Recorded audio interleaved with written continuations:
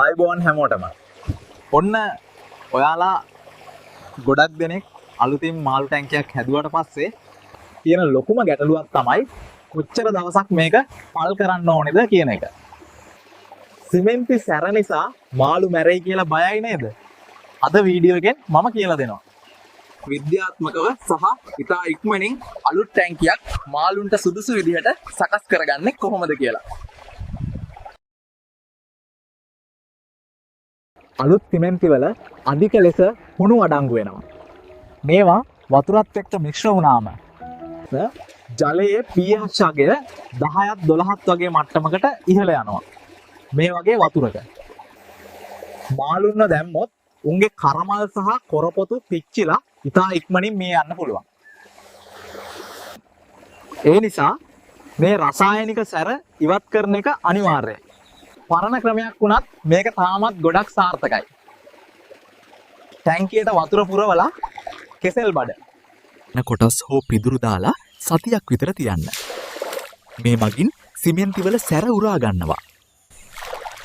ඔයාලට දින 3ක් වගේ ඇතුළත මේක කරගන්න ඕනේ නම් ටැංකියට වතුර පුරවලා ඒකට විනාකිරි ස්වල්පයක් එකතු කරන්න. විනාකිරි වල තියෙන ආම්ලික ගතිය සිමෙන්ති වල භස්ම ගතිය ඉක්මනින් උදාසීන කරනවා. දින 2ක් තියලා වතුර අයින් කරලා හොඳින් සෝදන්න. පල් කළාට පස්සේ ටැංකිය හොඳින් මැදලා පිරිසිදු වතුරෙන් 2-3 පාරක් හොදන්න. ඈට පස්සේ වතුර පුරවලා එකපාරටම ඔයාගේ වටිනා මාළු ටැංකියට දාන්න එපා. ටෙස්ට් එකක් විදියට ගප්පි මාළු දෙන්නෙක් වගේ දාලා දවසක් විතර බලන්න. උන් නිරෝගීව ඉන්නවා නම් විතරක් අනිත් මාළු එකතු කරන්න.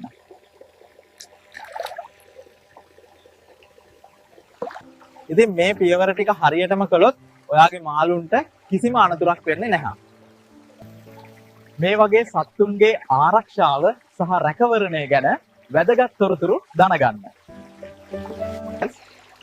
අපේ ක්‍රීචකෑ AI නාලිකාව subscribe කරලා තියාගන්න. වීඩියෝ එක වැදගත් වුණා නම් like එකක් දාලා යාළුවන්ටත් බලන්න, share කරන්න. අලුත් වීඩියෝ එකකින් ඉක්මනින් හමු වෙමු.